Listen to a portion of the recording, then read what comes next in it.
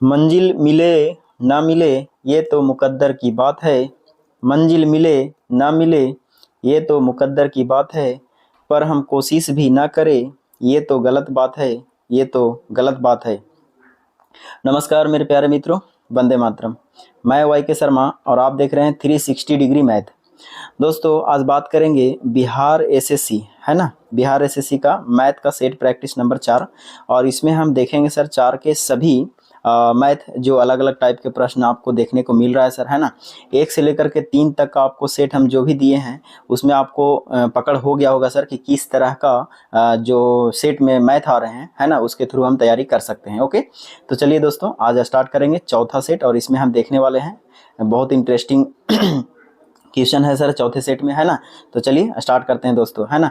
और कहीं ना कहीं देखिए दोस्तों, वीडियो स्टार्ट करने से पहले यदि आप हमारे चैनल पर नए हैं तो सबसे पहले आप हमारे चैनल को सब्सक्राइब कर लीजिए सर, ठीक है।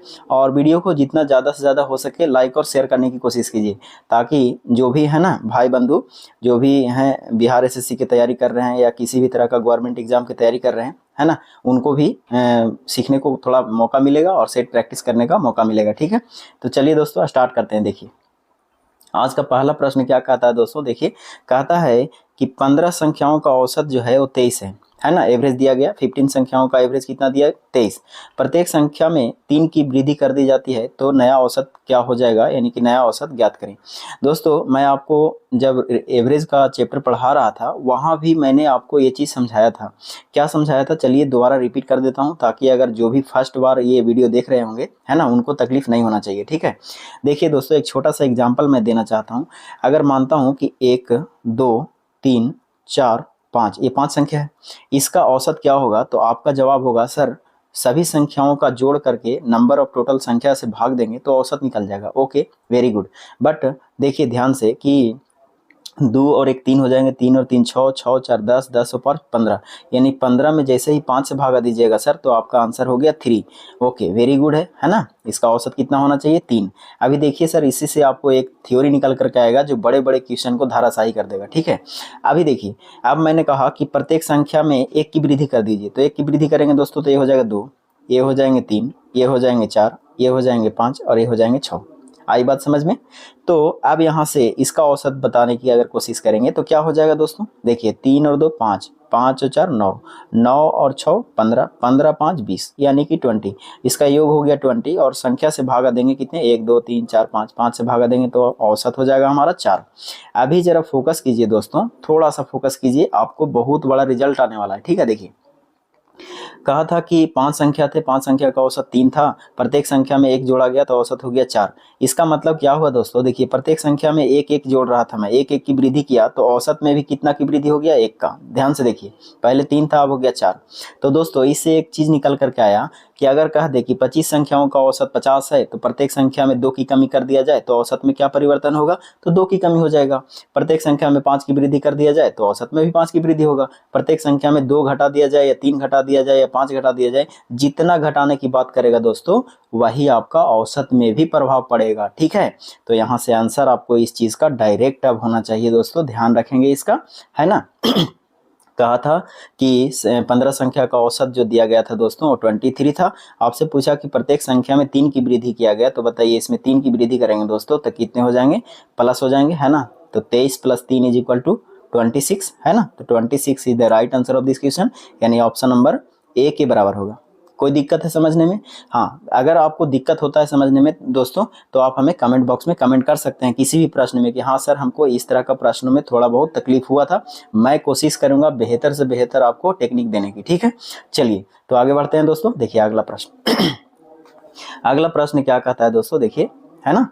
और कहीं ना कहीं सेट को पहले आप खुद बनाइए दोस्तों कि 25 क्वेश्चन है या कोई कोई सेट में 26 क्वेश्चन है, कोई में 27 क्वेश्चन है, कोई में 24 भी आता है। तो आप ध्यान रखेंगे कि जितना क्वेश्चन दिया जा रहा है सेट में, है ना, सभी को आप पहले खुद बनाने की कोशिश कीजिए, ठीक है।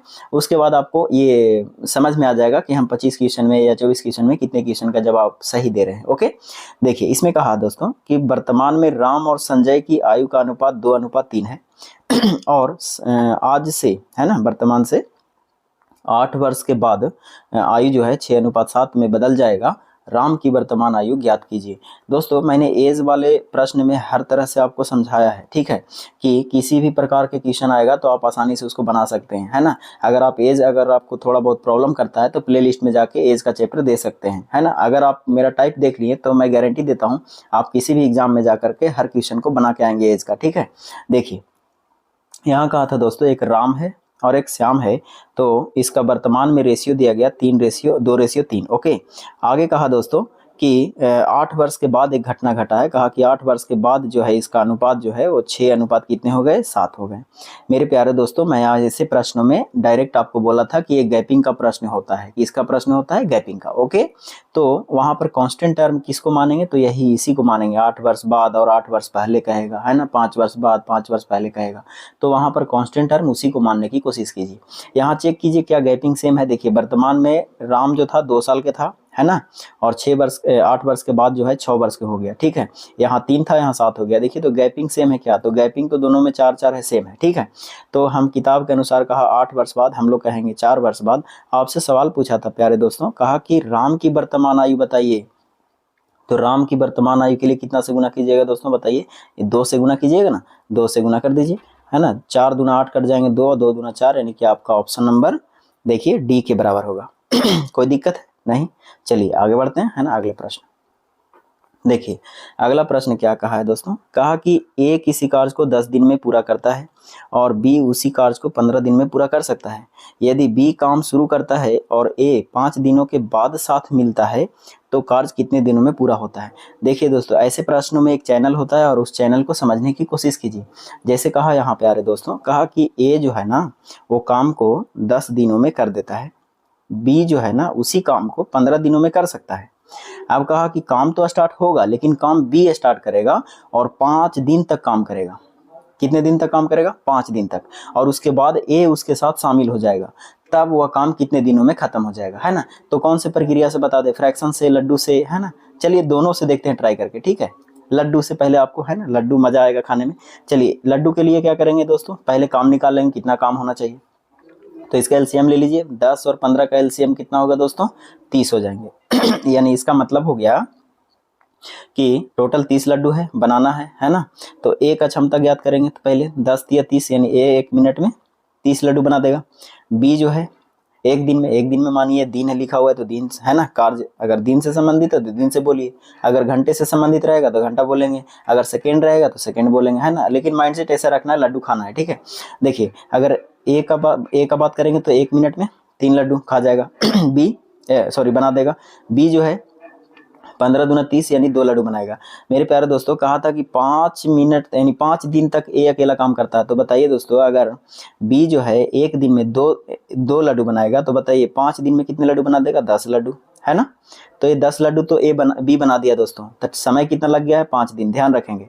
उसके बाद कहा कि जो ए भी उसके साथ शामिल हो जाता है, इसका मतलब है दोस्तों कि 10 लड्डू तो बना दिया, तो बाकी लड्डू बचा कितना, 20 लड्डू। 30 लड्डू में से 10 लड्डू कौन बना दिया, बी बना दिया। कितने दिनों में, 5 दिनों में। बाकी बचा कितना लड्डू, तो 30 में से 10 चला जाएगा, 20 बचेगा। अब 20 लड्डू बनाने के लिए कौन आएगा दोस्तों बताइए, तो ए और बी दोनों आने वाला है ना। तो ए और बी दोनों का क्षमता कितना है, 3 लड्डू ए बनाता है, 2 लड्डू ए बनाता है, तो 3 और 2 5 लड्डू, यानी 1 दिन में 5 लड्डू बनाता है। टोटल कार्य को ऊपर रखेंगे दोस्तों और टोटल समय नीचे रखेंगे, तो भागा देंगे तो क्या निकल जाएगा, टोटल क्षमता से भागा देंगे तो क्या निकल जाएगा, उसका समय निकल जाएगा। तो भागा दे दीजिए 4, यानी कि 4 दिन यहाँ लग रहा है दोस्तों और 5 दिन यहाँ लगा था बी को, यानी 5 और 4 9 दिन। टोटल आपको ऑप्शन नंबर बी के बराबर हो जाएगा 9 दिन। कोई दिक्कत, आप इसको फ्रैक्शन से भी बना सकते हैं, ठीक है ना। लेकिन ज़्यादा बेहतर लड्डू पेड़ा वाला जो होता है ना उससे आसान होता है, ठीक है। समझ जाता है बच्चा लोग जल्दी, थोड़ा सा तेजी से समझ जाता है कि ये लड्डू खाना है, लड्डू बनाना है। ओके, तो ये सब आसान होता है। चलिए आगे बढ़ते हैं, है ना। देखिए अगला प्रश्न कहता है कि पी और क्यू ने एक व्यापार में निवेश किया, निवेश मतलब, है ना, कुछ पैसा लगाया। कहता है कि अर्जित लाभ को, उससे जो लाभ प्राप्त हुआ उसका अनुपात 2:3 के अनुपात में बांट दिया। यदि पी ने व्यापार में 40,000 रुपया निवेश किया, मतलब लगाया है, तो क्यू का निवेश यानी क्यू कितना धन लगाया, यही सवाल आपसे पूछा दोस्तों। देखिए प्यारे दोस्तों मैंने आपको, है ना, ये जो व्यापार से संबंधित प्रश्न वाला जहां तक बात है उसमें मैं एक चीज आपको बताया था, क्या कहा था कि लाभ का फॉर्मूला क्या होता है, लाभ बराबर होता है दोस्तों पूंजी, है ना, पूंजी गुना समय। ओके, पूंजी गुना क्या होता है दोस्तों, समय होता है। तो यहाँ से ध्यान रखेंगे दोस्तों, यदि समय एक्टिव नहीं है, अगर नहीं कहा कि समय इतना समय, कोई समय निर्धारित नहीं किया है, तब उस अवस्था में जो लाभ का अनुपात होगा वही पूंजी का अनुपात हो जाएगा, है ना। तो इस क्वेश्चन में इतना ही समझना था कि जो लाभ का अनुपात है वही पूंजी का अनुपात है। तो यहाँ पर क्या कहा है दोस्तों, देख लीजिए, P और Q के बीच रेशियो दिया गया लाभ का, किसका, लाभ का। 2 रेशियो कितना है दोस्तों, 3 है। तो मैं क्या कहा कि अगर समय एक्टिव नहीं है तो जो लाभ का अनुपात होगा वही पूंजी का अनुपात होगा। तो जो लाभ का अनुपात है दोस्तों, इसको हम पूंजी के अनुपात भी तो बोल सकते हैं, है ना। तो यहाँ से देखिए आगे कहा सवाल में कि P ने व्यापार में 40,000 रुपया लगाया था। आइए किताब के अनुसार हम दोस्तों करते हैं।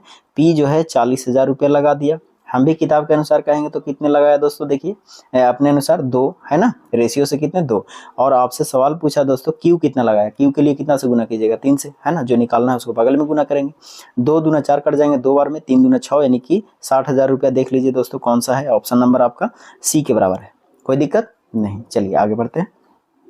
अगला प्रश्न देखिए, कहता है एक लैंप पोस्ट की लंबाई का आधा हिस्सा कीचड़ में है ना, कीचड़ में है। लंबाई का 1/3वां हिस्सा पानी में है और 3 × 1/3 मीटर बचा हुआ हिस्सा पानी से ऊपर है। लैंप पोस्ट की पूरी लंबाई कितनी है दोस्तों, ऐसे प्रश्न जो है ना, खंभा से प्रश्न आता है कि एक खंभा है जिसका 1/3 हिस्सा कीचड़ के अंदर घुसा हुआ है, फिर पानी में है, फिर पानी के ऊपर है। तो बताइए टोटल लंबाई कितना है खंभे का, है ना। तो वही सेम है, लैंप पोस्ट का है या खंभा का ही है, बात बराबर है।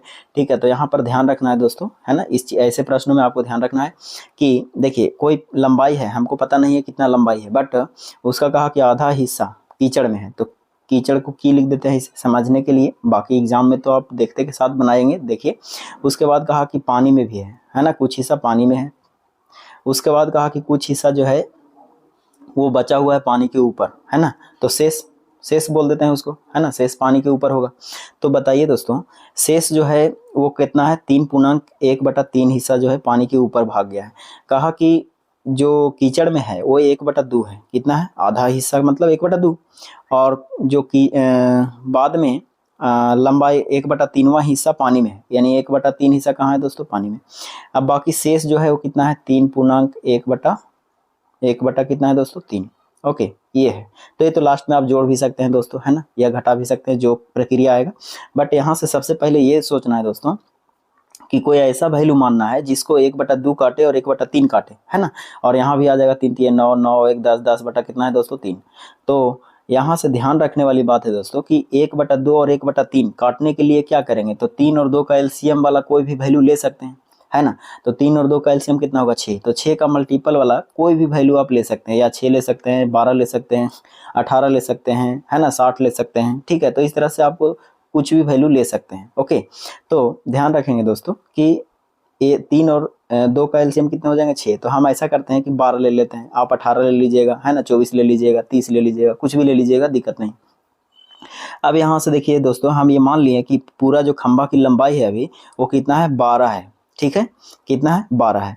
अब हम यहाँ से देखेंगे दोस्तों कि कीचड़ में कितना है, पानी में कितना है। ठीक है, और बाकी जो शेष बचेगा उसको शेष की तुलना शेष से कर देंगे। आई बात समझ में।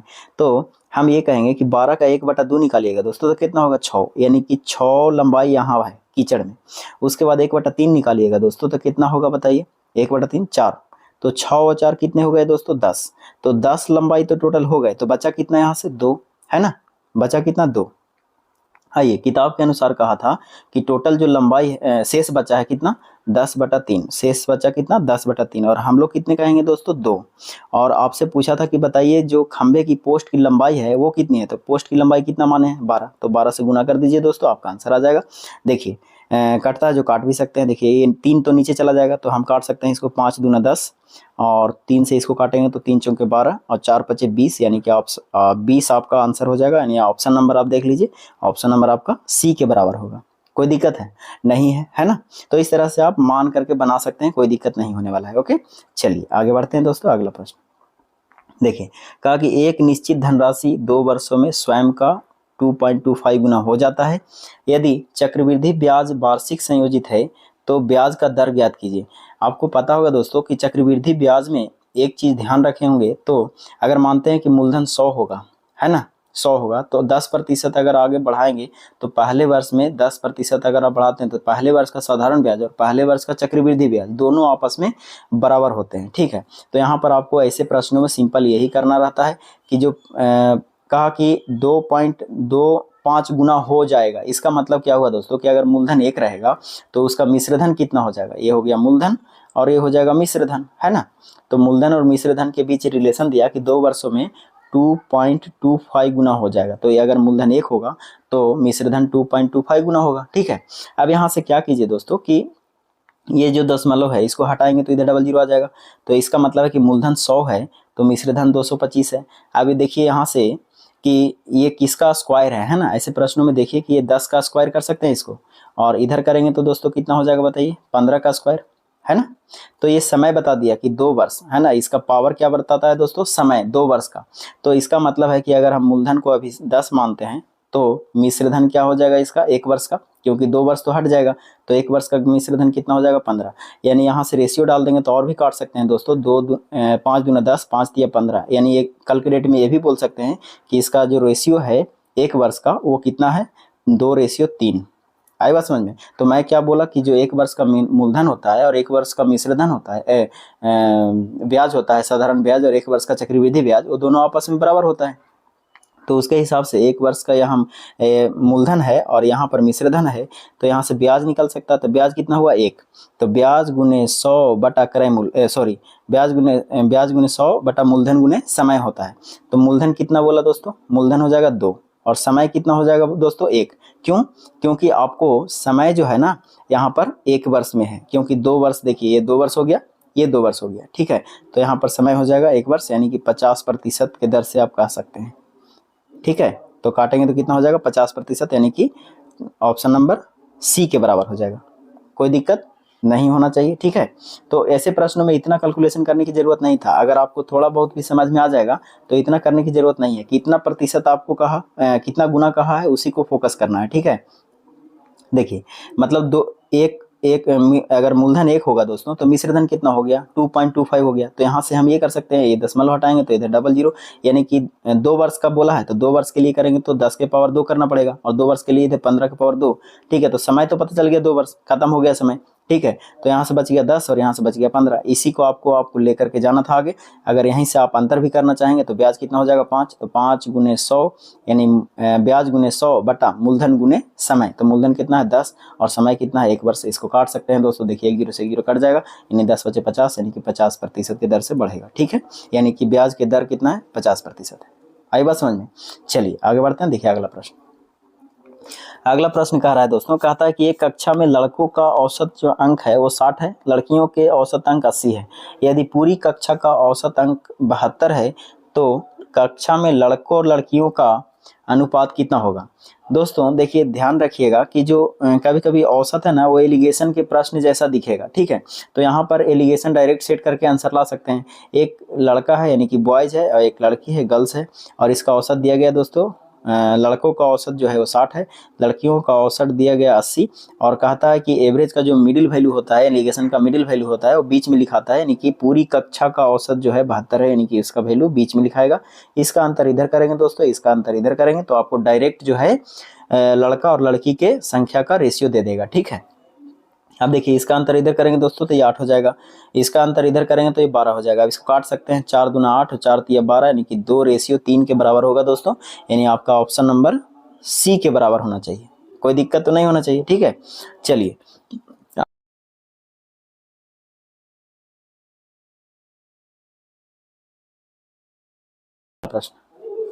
अगला प्रश्न कहा दोस्तों कि यदि किसी भिन्न के अंश को 50% बढ़ाया जाता है तथा हर को 50% घटाया जाए तो परिणामी भिन्न 9/7 हो जाता है। मूल भिन्न ज्ञात कीजिए।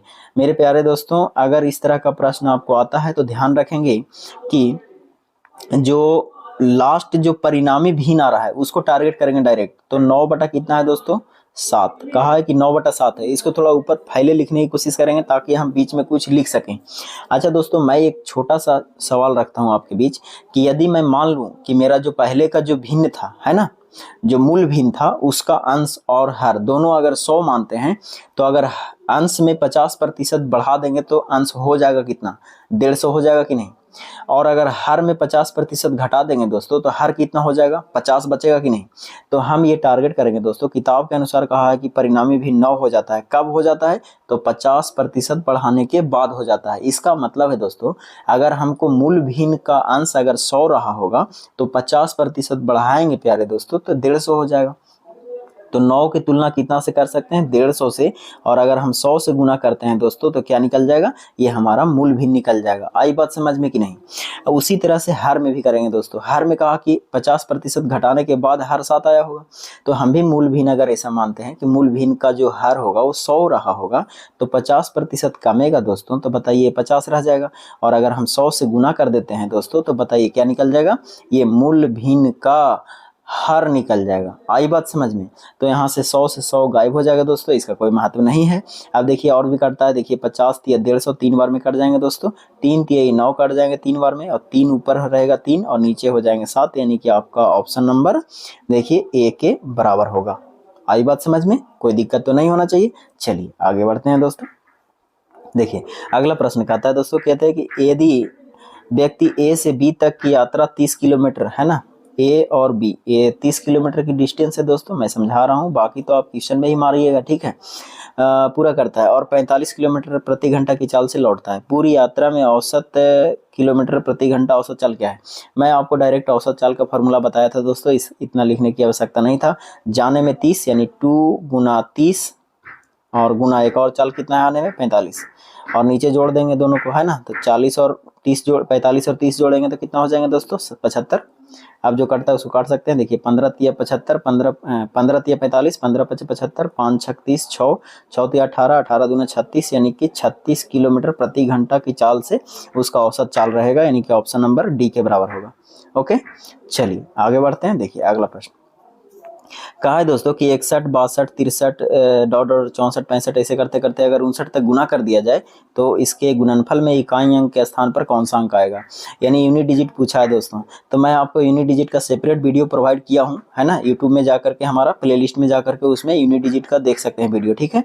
फिलहाल यहाँ पर क्वेश्चन जो दिया गया दोस्तों, इसमें कहा कि 61 से लेकर के 61 गुना 62, है ना, गुना 63 और इसी तरह से गुना 64 गुना 65, ऐसी इसी तरह से करते जाएगा। और कहाँ तक करते जाएगा दोस्तों? 69 तक गुना करेगा। तब बताइए इसका लास्ट जो अंक होगा गुना करने के बाद यूनिट डिजिट क्या होगा, यानी इकाई अंक क्या होगा? तो दोस्तों ध्यान रखेंगे कि ऐसे प्रश्नों में सभी गुना करते बैठिए नहीं, ठीक है। आपको कॉमन सेंस लगाना है कि यूनिट डिजिट में क्या होता है। तो 1 2 और 1 5, अगर इन दोनों कहीं भी कॉम्बिनेशन बन गया तो एक 0 बन जाएगा। क्या बन जाएगा? 0 बन जाएगा।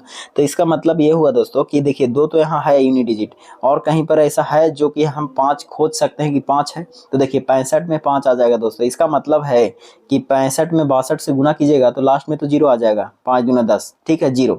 इसका मतलब है दोस्तों कि 0 से किसी भी संख्या में अगर गुना कर दीजिएगा, सभी में गुना कर दीजिएगा किसी भी तरह के संख्या में, तो उसको 0 बना देगा, यानी कि इसका आंसर 2 के बराबर होगा, 0 के बराबर, ठीक है। तो इसमें आपको गुना भागा जोड़ घटाव करने की कोई आवश्यकता नहीं था दोस्तों, खाली आपको कॉमन सेंस लगाना था, ठीक है। तो कभी कभी कॉमन सेंस से भी प्रश्न आते हैं। ओके, देखिए अगला प्रश्न है दोस्तों, है ना, तो इसका आंसर आपको क्या होगा? 0 हो जाएगा। ओके, चलिए अगला प्रश्न देखिए। कहता है कि ये जो एक दिया गया है ना, बहुपद दिया गया और इसमें y-2 से विभाजित किया गया, तो कहा तब शेषफल बताइए क्या होगा। ये देखिए दोस्तों, इसमें इस तरह के प्रश्न में ना, है ना, एक px का मान एक qx का मान दिया हुआ रहेगा, तो qx बराबर 0 मानेंगे, यानी कि y-2 बराबर अगर 0 मानते हैं तो y का वैल्यू कितना हो गया? 2। अब y का वैल्यू 2 हो गया तो इस समीकरण में रख देंगे, हमारा आंसर आ जाएगा, है ना, शेषफल बच जाएगा। तो इसका मतलब है कि y का मान कितना आ गया? 2। अब 2 इसमें रखेंगे दोस्तों, तो 2 का क्यूब करेंगे तो 8 हो जाएगा, प्लस हो जाएगा 2 का अगर हम स्क्वायर करते हैं तो 4 हो जाएगा, माइनस हो जाएगा 4 दूना 8 हो जाएगा, ठीक है, सॉरी प्लस है ना, 4 दूना 8 हो जाएगा, माइनस 3 हो जाएगा। अब इसको देखिए दोस्तों, इसको कॉम्बिनेशन मिला दीजिए, 8 8 16 हो गया, 16 प्लस 1 यानी 17 हो जाएगा, ठीक है। तो ऑप्शन नंबर आपका ए के बराबर है, कोई दिक्कत? चलिए आगे बढ़ते हैं। देखिए अगला प्रश्न कहता है एक व्यक्ति अपनी आय का 8% बचाता है, उसकी आय में 16% की वृद्धि होती है, लेकिन बचत वही रहता है, व्यय में वृद्धि ज्ञात कीजिए। देखिए दोस्तों, आय, व्यय और बचत, ये तीन चीज का कॉम्बिनेशन का एक प्रश्न हमेशा आ रहा है, हर सेट में मैंने देखा है। ठीक है, तो एक व्यक्ति है जिसका आय है, कमाएगा तो कुछ खर्च करेगा और खर्च करने के बाद कुछ ना कुछ पैसा वो बचाएगा, यानी कि बचत करेगा। ओके, तो यहाँ से कहा कि आय पता नहीं है तो आय कितना मानिएगा दोस्तों, 100 मान लीजिए, सुविधा होगा। कहा कि 8% बचाता है, यानी बचत 8% है, इसका मतलब खर्चा कितना करता है, 92%, यानी 92 रुपया। ठीक है, उसके बाद कहा कि 16% की वृद्धि किया है आय में, तो आय 16% वृद्धि कीजिएगा तो अब आय कितना हो जाएगा, 116। लेकिन कहा कि बचत वही रहेगा, बचत वही रहेगा मतलब क्या कि बचत अभी भी 8 रुपया करता है, इसका मतलब खर्चा ज़्यादा करता है, तो खर्चा कितना कर देगा, देखिए 116 में से 8 रुपया बचाता है, इसका मतलब खर्चा करता है 108 रुपया। ठीक है, 108 रुपया, पहले का खर्चा कितना है, 92 रुपया, अब का खर्चा कितना है, 108 रुपया। तो सवाल यहीं से पूछा आपको कि बताइए कि व्यय में यानी खर्चे में वृद्धि कितना हुआ, तो पहले 92 खर्चा करता था सर, अब 108 खर्चा कर रहा है, यानी खर्चा कितना ज़्यादा कर रहा है बताइए। तो 92 और 800 होता है 8, 108 हो जाएगा, यानी कि 16 रुपया का क्या कर रहा है सर, ये 16 रुपया का कर रहा है बेसी, मतलब ज़्यादा, है ना, ज़्यादा खर्चा कर रहा है। इसका मतलब है आपसे पूछा कि बताइए वृद्धि कितना किया, तो वृद्धि कितना किया, 16, तो वृद्धि गुना 100, है ना। देखिए क्वेश्चन क्या बनेगा कि 108 92 से कितना प्रतिशत अधिक है, क्वेश्चन ये ना बनेगा कि 108 जो है 92 से कितना प्रतिशत अधिक है, तो प्रतिशत अधिक बराबर क्या हो जाएगा, वृद्धि बराबर वृद्धि गुना 100, यानी कि 16 गुने 100 और बटा मूल मान कौन होगा, 92। ओके, तो इसको काट छाट कीजिएगा तो आपका आंसर हो जाएगा सर 17.3%। ओके, कोई दिक्कत तो नहीं होना चाहिए। चलिए आगे बढ़ते हैं, देखिए अगला प्रश्न। अगला प्रश्न कहता है दोस्तों, कहता है कि दो ट्रेन है जिसकी लंबाई क्रमशः 120 मीटर तथा 180 मीटर है, एक दूसरे के विपरीत दिशा में क्रमशः 50 किलोमीटर प्रति घंटा तथा 40 किलोमीटर प्रति घंटा की गति से चल रही है, कितने समय में एक दूसरे को पार करेगी। देखिए दोस्तों, मैं आपको बताया था ट्रेन से संबंधित में रिलेटिव स्पीड, है ना, अगर आपको रिलेटिव स्पीड समझ में आता है तो आप इस तरह के क्वेश्चन को कभी गलत नहीं करेंगे। कहा कि विपरीत दिशा में, दो ही कंडीशन पढ़ना है, ट्रेन की लंबाई कितनी है, ट्रेन की चाल कितनी है, ट्रेन किधर भाग रहा है, ये 3 पॉइंट अगर आपको समझ में आ गया तो समझिए ट्रेन खत्म हो गया। ओके, दो ट्रेन था 120 मीटर और 180 मीटर, इसका मतलब है किधर भी जाए सर, वो ट्रेन का जो टोटल दूरी होगा दोनों ट्रेन की लंबाई का योग होगा, तो जोड़ दीजिए 120 और 180 जोड़ेंगे तो हो जाएगा आपको 200 एक 300, यानी 300 डिस्टेंस है। अब इस डिस्टेंस को तय करना है सर, कैसे तय करेगा, या तो समांतर जाएगा या तो एक दूसरे के विपरीत जाएगा। अब ध्यान देखिए कि कहा कि विपरीत दिशा में चल रहा है, एक का है 50 किलोमीटर प्रति घंटा, एक का 40 किलोमीटर प्रति घंटा। तो मैं बताया था सर, एक ट्रेन एक दूसरे के अगर विपरीत चलता है तब क्या होगा, ट्रेन एक दूसरे के विपरीत चलने पर इसका रिलेटिव स्पीड जुड़ जाएगा, तो 50 और 40 कितना हो जाएगा, 90। अच्छा ध्यान रखिए, आगे क्वेश्चन क्या पूछा था, कितने समय में पार करेगा, तो सर पार करने का समय मतलब दूरी बटा चाल, तो दूरी बटा चाल बराबर समय हो गया। इसका मतलब है कि 90 जो किलोमीटर आया है प्रति घंटा, ये किलोमीटर है, तो इसको सेकंड में चेंज करेंगे, 5 बटा कितना 18। अब इसको 18 पच्चे 90 कट जाएगा 5 और 5 पच्चे 25 हो जाएगा, 25 चौके 100 हो जाएगा, 4 बार में यहाँ कटेगा, 4 तिया हो जाएगा 12, यानी कि 12 सेकंड। ओके, आप कैसे भी काटिएगा सर 12 सेकंड आएगा, हमको काटने का तरीका अलग, सबका अलग अलग होता है, थोड़ा काट लीजिएगा अपने से, ठीक है। तो 12 सेकंड यानी ऑप्शन नंबर आपका सी के बराबर होगा। ओके, चलिए आगे देखिए अगला प्रश्न देखिए, कहता है ए का 20% बराबर बी का 30% बराबर सी का 1/6 है, तब ए बी सी का मान क्या होगा। रेशियो से इस तरह का प्रश्न आपको उठा के डायरेक्ट दे रहा है सर, ठीक है। तो आपको समझना है कि यहाँ पर देखिए प्रतिशत से संबंधित दिया, एगो फ्रैक्शन दे दिया, इसका मतलब 1/6 का डायरेक्ट फ्रैक्शन देखिए ना, 1/6 का प्रतिशत में चेंज कीजिएगा तो कितना होगा, इसको चेंज कीजिएगा तो हो जाएगा 50/3%, है ना, 50/3% लिख सकते हैं। तो यहाँ पर हम कर सकते हैं 1/6 का वैल्यू 50/3%, तो क्या हम यहाँ लिख सकते हैं सर, एक का 20 बराबर प्रतिशत तो सभी कट जाएगा फिर, है ना, 50/3 लिख दिए तो प्रतिशत खत्म हो गया। इसका मतलब ए का 20 बराबर बी का 30 बराबर सी का 50/3, इतना बराबर होगा कि नहीं। अब जो कटता है बराबर में उसको वैल्यू भी और भी निकाल सकते हैं, देखिए 0 से 0 गायब हो जाएगा, है ना, और तो कुछ नहीं कटने वाला है ना, अब तो कुछ नहीं कटेगा, तो चलिए लिख देते हैं इसको, एक लाइन और बढ़ा देते हैं समझने के लिए। अब इसको लिख सकते हैं 2a बराबर 3b बराबर 5c/3, है ना। अभी देखिए दोस्तों, मैं आपको रेशियो के चैप्टर में एक चीज बताया था कि यदि 2 या 2 से अधिक संख्या आपस में बराबर के रूप में हो, उसका रेशियो कैसे निकालते हैं। तो रेशियो निकालने के लिए, ए बी सी का रेशियो निकालने के लिए इसका संख्या को उलट देते थे, 1/2 रेशियो, ये 3 है तो 1/3, रेशियो, इसका गुणनफल कितना है, गुणांक है 5/3, यानी 3 ऊपर चला जाएगा, नीचे 5 हो जाएगा। अब ये फ्रैक्शन में है सर, इस फ्रैक्शन को हम क्या करेंगे, डिजिट में यानी कि डिजिट रेशियो में चेंज करेंगे। तो इसको चेंज करने का नियम क्या था कि नीचे वाला का एलसीएम लिया जाता था, ठीक है। तो 5, 3 और 2 का एलसीएम कितने होंगे दोस्तों बताइए, 30 हो जाएंगे। तो जब 30 हो जाएंगे तो यहाँ पर देखिए 30 से सभी में मल्टीप्लाई कीजिएगा तो यहाँ हो जाएगा 15, ए का वैल्यू कितना हो जाएगा 15, तो यानी लिख सकते हैं 15 रेशियो, इसका गुना कीजिएगा 30 से तो 10 दिए 30, यानी यहाँ हो जाएगा 10, और इसका गुना कीजिएगा दोस्तों 30 से तो यहाँ हो जाएगा 5 छक 30 और 6 18, यानी कि 18, यानी ऑप्शन नंबर देख लीजिए दोस्तों 15, 10, 18, यानी 15, 10, 18 ऑप्शन नंबर बी के बराबर है। ओके, कोई दिक्कत तो नहीं होना चाहिए। चलिए आगे बढ़ते हैं, देखिए अगला प्रश्न। अगला प्रश्न कहता है दोस्तों कि ए और बी के मासिक वेतन जो है 5:6 के अनुपात में है। यदि उन दोनों के वेतन में 2000 रुपया की वृद्धि किया जाता है तब अनुपात जो है 11:13 हो जाता है। ए का नया मासिक वेतन कितना है। दोस्तों देखिए रेशियो में जो चैप्टर है ना, उसमें रेशियो के चैप्टर में आपको गैपिंग के प्रश्न मिला था, यानी उसमें भी आपको एक चीज़ और सिखाए थे हम, है ना, टाइप जब पढ़ा रहे थे उसमें, तो कहे थे देखिए जी अगर कहा कि 2 संख्या का अनुपात इतना है, प्रत्येक संख्या में 5 की वृद्धि कर दिया जाता है तब संख्या इतना हो जाता है, ठीक है, अनुपात इतना हो जाता है। तो इस तरह का टाइप यहाँ सेम दिया गया है सर, खाली लिखने का तरीका अलग है इसका, ठीक है।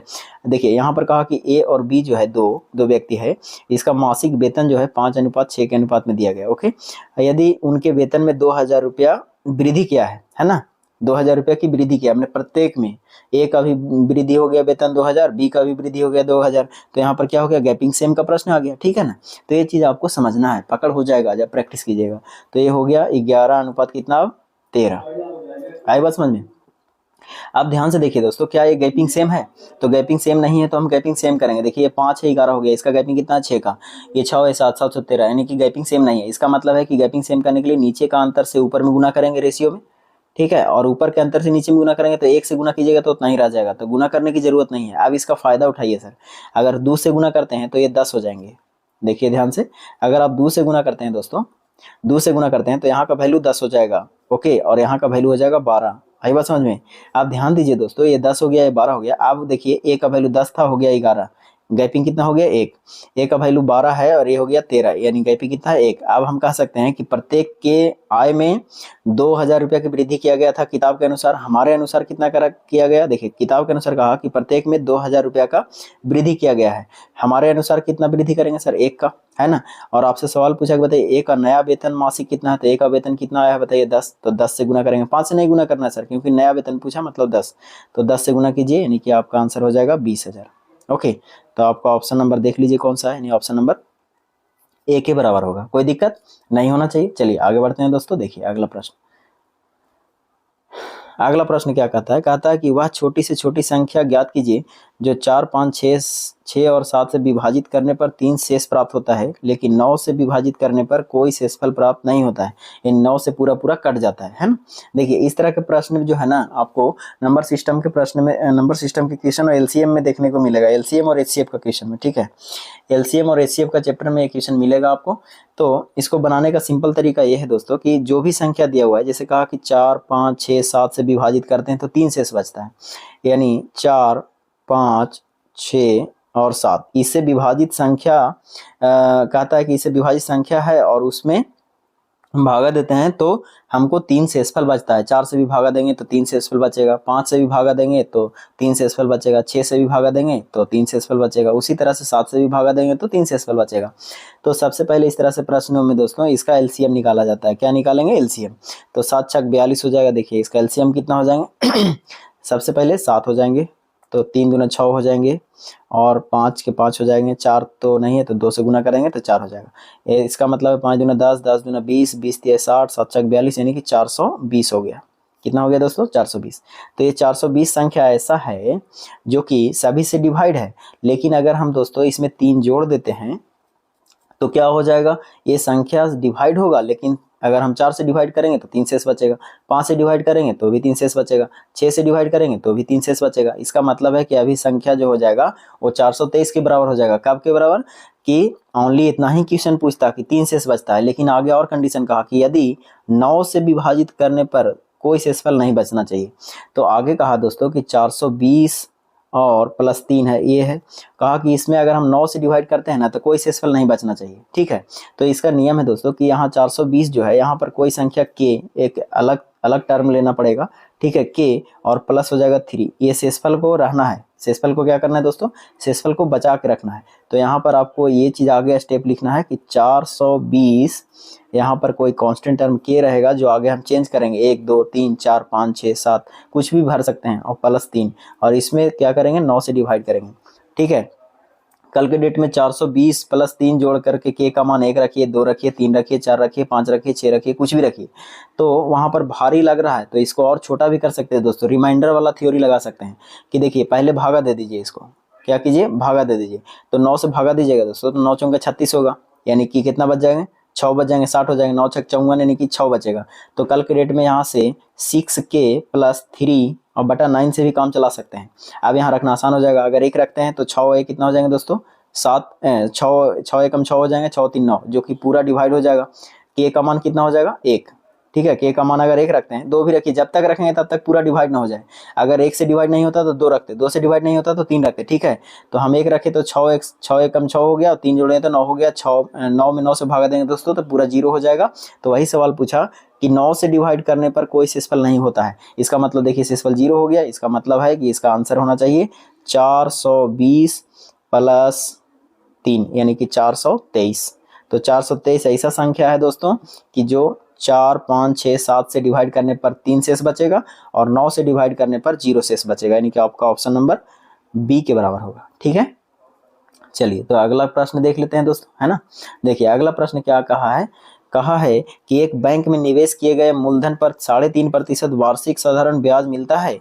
4 वर्ष के लिए 12,500 के मूलधन पर अर्जित ब्याज की धनराशि कितना है। आपसे ब्याज पूछा है सर, ठीक है ना।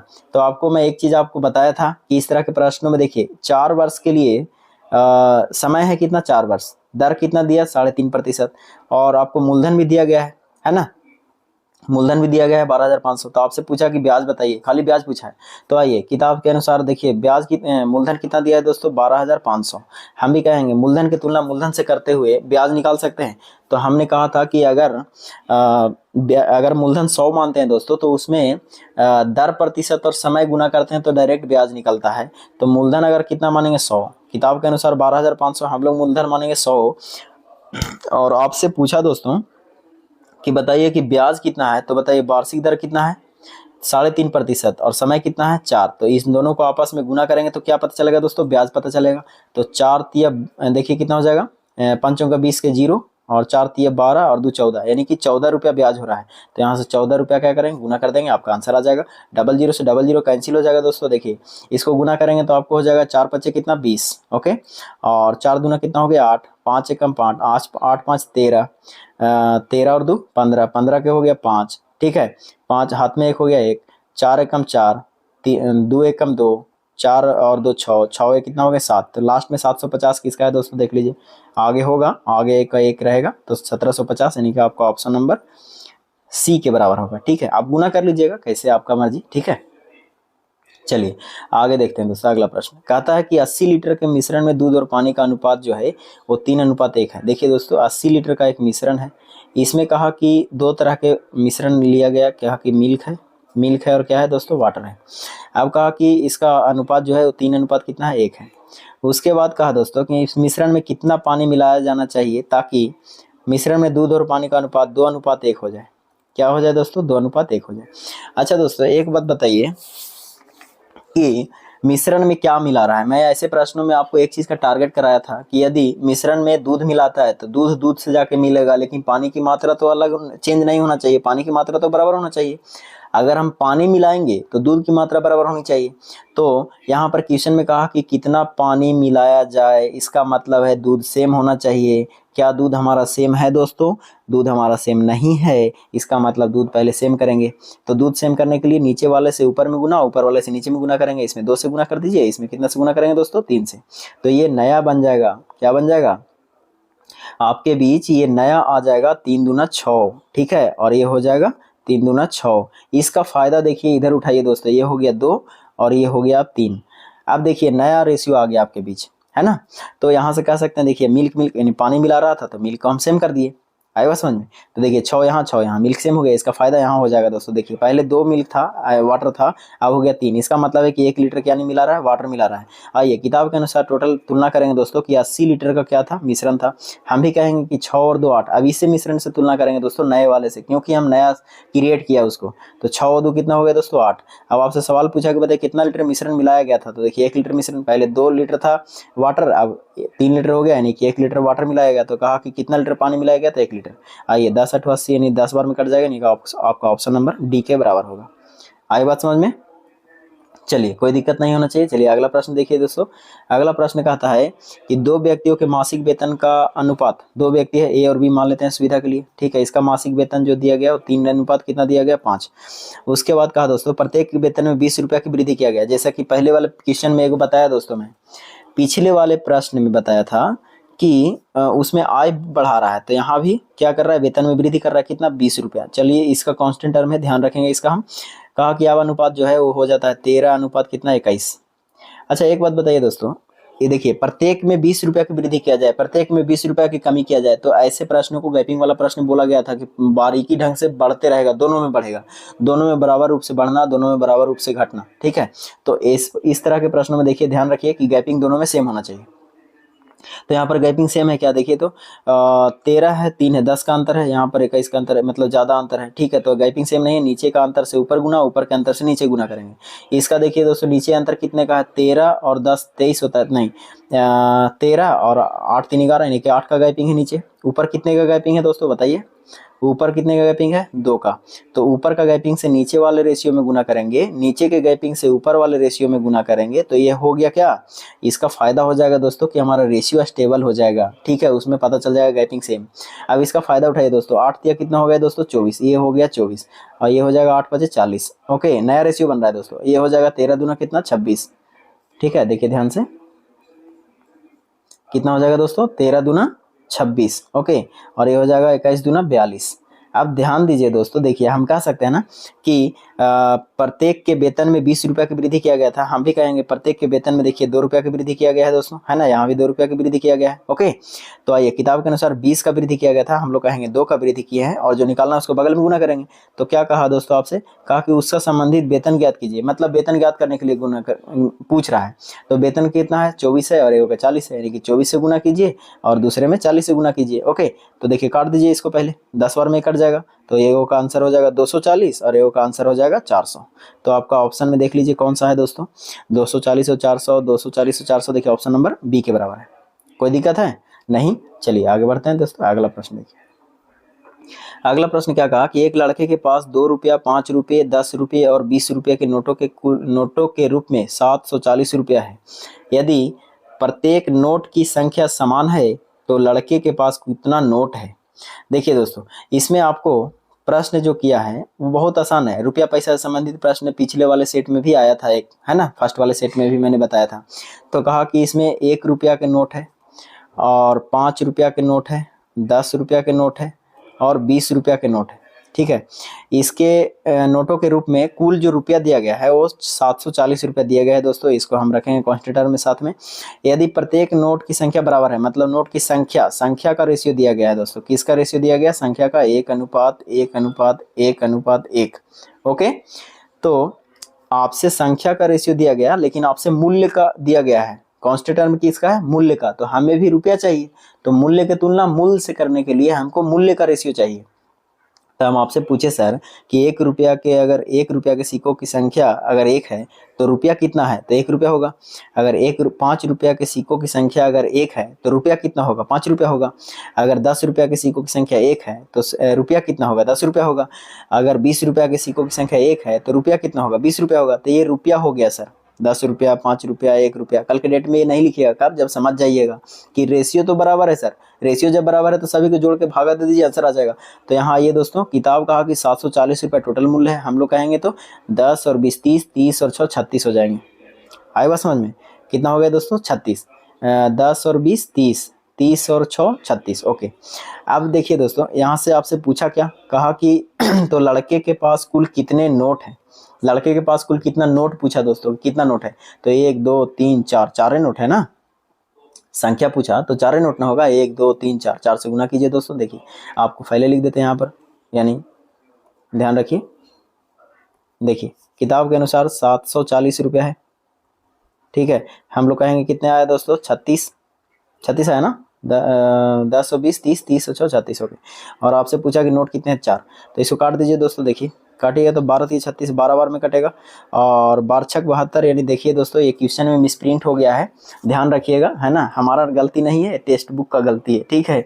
यहाँ पे कुछ ना कुछ 720 लिखना था, उसको 740 लिख दिया है, ठीक है। तो यहाँ पर 720 कर लीजिए, आएगा समझ में।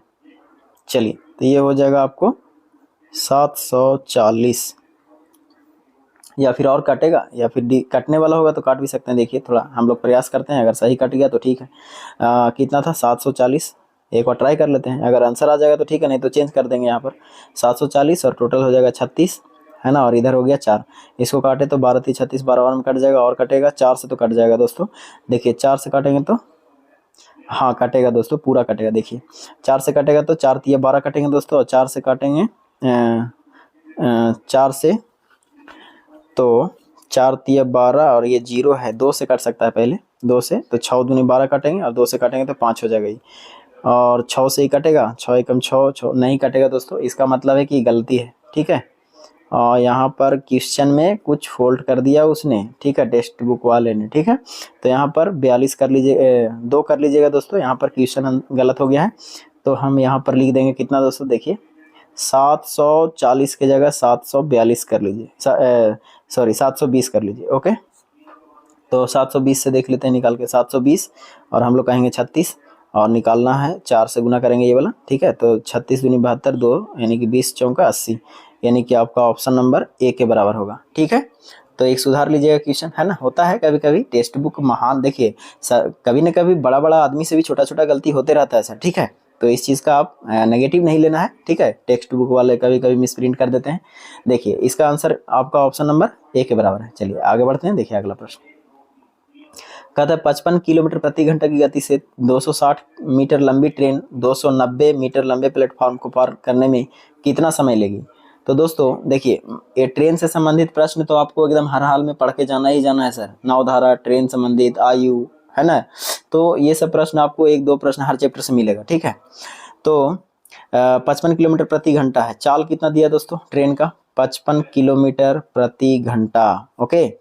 और कहा कि 260 मीटर लंबी ट्रेन है, 260 मीटर एक ट्रेन है, और 290 मीटर एक प्लेटफार्म है सर। इस तरह का प्लेटफार्म है, कितना, 290 मीटर, ओके।